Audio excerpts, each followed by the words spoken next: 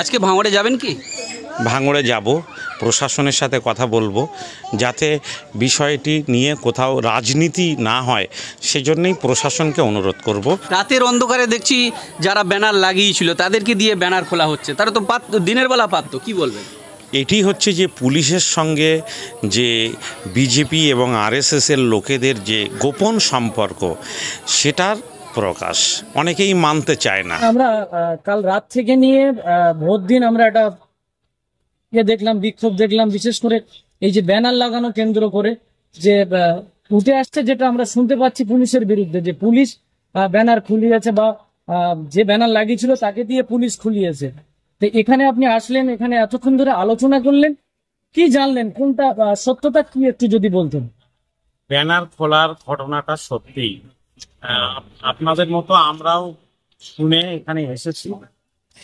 পুলিশের যেমন উত্তর কাশীপুর থানার যিনি বড়বাবু তিনি ছিলেন, ভাঙড় থানার বড়বাবু ছিলেন, এবং কলকাতা পুলিশের একজন অ্যাসিস্ট্যান্ট কমিশনার। দীর্ঘক্ষণ আলোচনা হয়েছে। আজকে যে জায়গায় ব্যানারটা টাঙানো হয়েছিল ওই জায়গায় একটা প্রস্তাবিত মন্দিরের জায়গা তৈরি হয়েছে। তো সেই জন্যে পুলিশের বক্তব্য যে আমরা চেয়েছি যে মন্দিরের সামনের ব্যানারটা খুলে ওই ব্যানারটাই একটু পাশের জায়গায় বা পাশের ইলেকট্রিক পোলে লাগালে, সেফ ডিস্টেন্সে লাগালে কোনো অসুবিধা নেই। এটা ঠিক, আমরা আমাদের প্রয়োজনীয়তা একেবারেই অপ্রাসঙ্গিক, সেই জন্য আমরা সহমত পোষণ করেছি। অন্যান্য নানা কথা উঠে এসেছিল, কিন্তু সবটা মিলে দীর্ঘক্ষণ আলোচনা হয়েছে। ভাঙড় থেকে সব ইমাম সাহেবরাও এখানে এসেছেন। আমরা যৌথভাবেই আজকে প্রশাসনের সঙ্গে, পুলিশের সঙ্গে এই বৈঠকটা করে আমাদের মনে হয়েছে যে এই উৎসবের মরশুমে বিষয়টা নিয়ে একেবারেই যেভাবে সোশ্যাল মিডিয়াতে উঠে এসেছে, বিষয়টা পুরোপুরি সেরকমটা নয়। যত বিতর্ক উঠে এসেছে ততটা বিতর্ক নয়, তবে পুলিশ প্রশাসন সব রকম সহযোগিতা করবেন। পুলিশের বক্তব্য যে রাত্রে ব্যানারটা না খুলে যদি সকালে খুলতাম তাহলে দেখা যেত যে ওই খোলাকে কেন্দ্র করে অনেক ঝামেলা হতে পারত।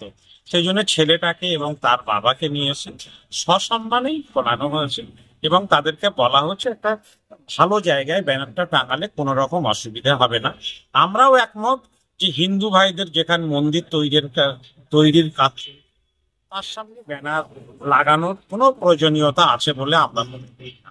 আমরা চেষ্টা করছি আপনাদের মাধ্যমে গোটা এলাকার মানুষকে মেসেজ দিতে চাইছি যে এটা এই এলাকাটা এই জায়গাতেই সম্পূর্ণভাবে মিটে যাবে এবং এই বিষয়টাকে কেন্দ্র করে কোনো রকম যেন আমাদের মধ্যে কোনো প্রশ্ন, কোনো উত্তেজনা, কোনো সভা সমিতি এটা কোনোভাবেই যেন না হয়, এটা আমরা আশা করছি যে হবে না। এবং আমরা পুলিশের রিপোর্ট অনুযায়ী শুনে খুশি হলাম যে ভাঙড় এলাকায়, অবিভক্ত ভাঙড় এলাকায় কোনো রকমই হিন্দু মুসলমান কোনো রকম টেনশন, উত্তেজনা, খারাপ সম্পর্ক কোনো কালেই নেই, হয় না। এটা শুনে খুশি হলাম।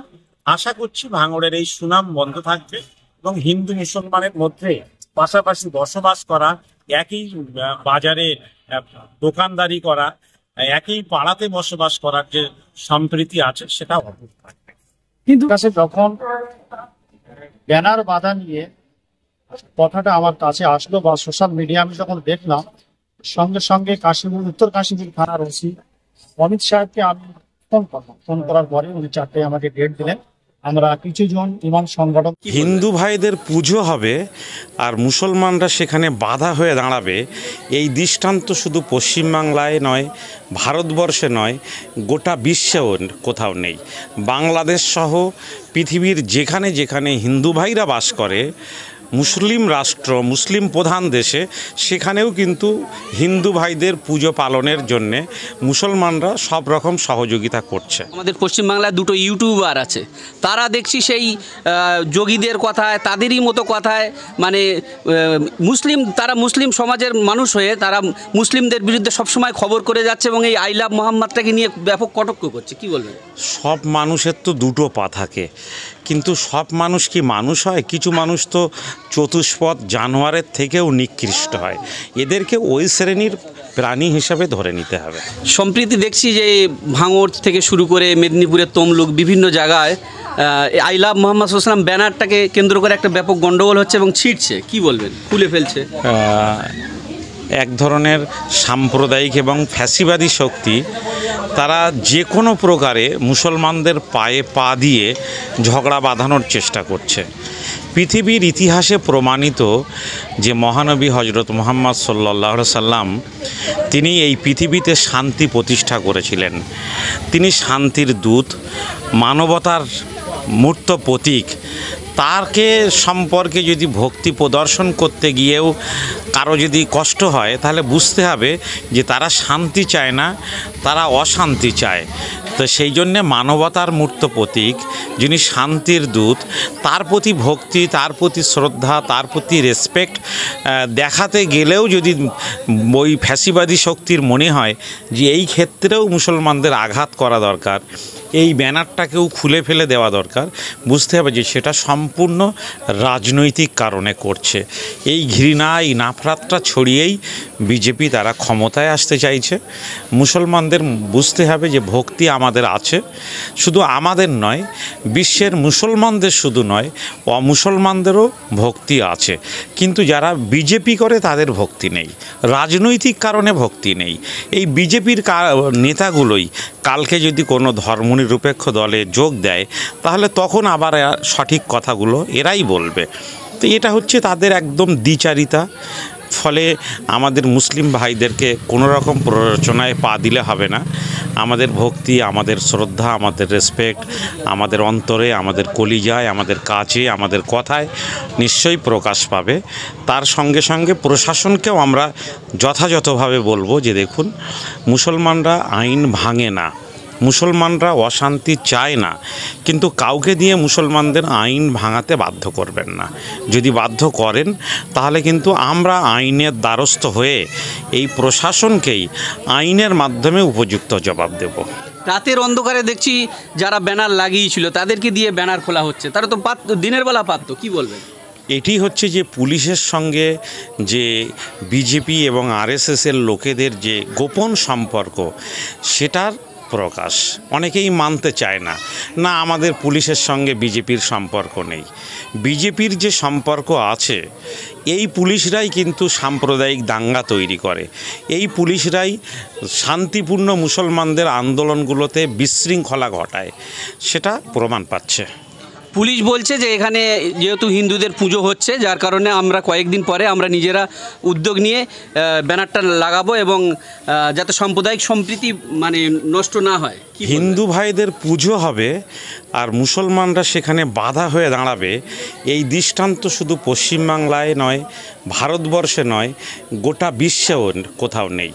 বাংলাদেশ সহ পৃথিবীর যেখানে যেখানে হিন্দু ভাইরা বাস করে, মুসলিম রাষ্ট্র, মুসলিম প্রধান দেশে, সেখানেও কিন্তু হিন্দু ভাইদের পুজো পালনের জন্যে মুসলমানরা সব রকম সহযোগিতা করছে। ফলে আজকে হিন্দু প্রধান রাজ্যে হিন্দু ভাইদের পুজো করতে সমস্যা তৈরি হবে, এর বাস্তবে কোনো ভিত্তি নেই। এটা হচ্ছে রাজনৈতিক কারণে। হিন্দু ভাইদেরও বুঝতে হবে যে পুজো সম্পূর্ণ ধর্মীয় একটি আচার, কিন্তু তার সঙ্গে যদি রাজনৈতিক সংস্কৃতিটাও, রাজনৈতিক ষড়যন্ত্রটার মেলবন্ধন ঘটেন, তা দিয়ে কিন্তু নিষ্ঠার সঙ্গে ধর্ম পালন হবে না, বরং অশান্তি আর অরাজকতা তৈরি হবে। ফলে তারা পুজো করুন, তারা কোথাও পুজোর সমস্যা হলে আমাদের বলুন, ইমাম সাহেবরা গিয়ে তার সমাধান করে দেবে। আবারও বলছি, কোথাও সমস্যা হবে না, কিন্তু বৃথা রাজনৈতিকভাবে সমস্যা তৈরি করতে আসবেন না। অর্জুন সিং বলছে যে জেহাদিরা আই লাভ মোহাম্মদ লিখেছে, আমরাও আই লাভ মহাদেব লিখব। বিতর্ক একটা। তাদের মহাদেবের প্রতি ভালোবাসা থাকলে নিশ্চয়ই লিখবে, কিন্তু এ নিয়ে তো সংঘাত করার কোনো যে জায়গা নেই। মুসলিমদের বলছে যে ভারতবর্ষে একটি ধর্মনিরপেক্ষ দেশ। এখানে দলিত, মুসলিম, আদিবাসী, হিন্দু বর্ণের যারা হায়ার কাস্ট, সব ধর্মের সব বর্ণের মানুষ আছে। তাদের শ্রদ্ধাভাজন ব্যক্তিত্ব আছে, তাদের নিজস্ব আদর্শ আছে, সে আদর্শের বহিঃপ্রকাশ করবে। কিন্তু মুসলমানরা আই লাভ মোহাম্মদ বললে সেটা জিহাদি হয়ে যাবে।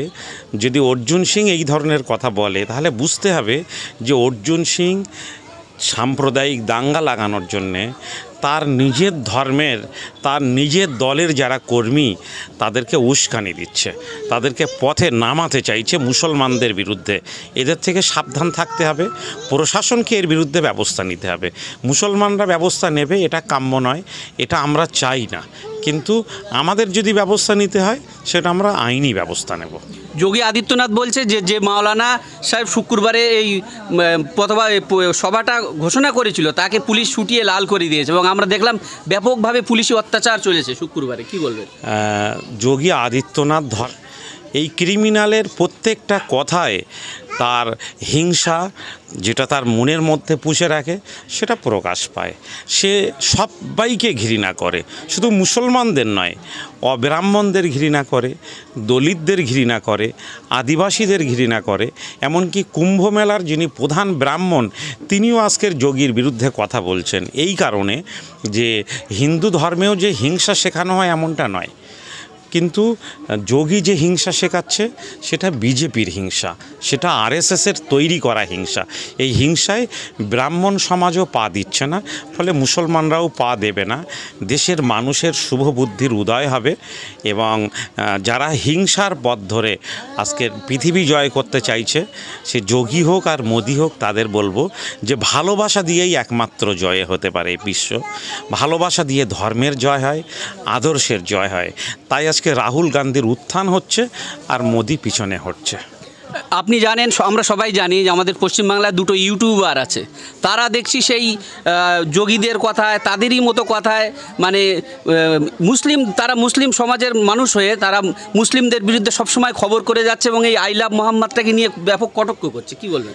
সব মানুষের তো দুটো পা থাকে, কিন্তু সব মানুষ কি মানুষ হয়? কিছু মানুষ তো চতুষ্পদ জানোয়ারের থেকেও নিকৃষ্ট হয়।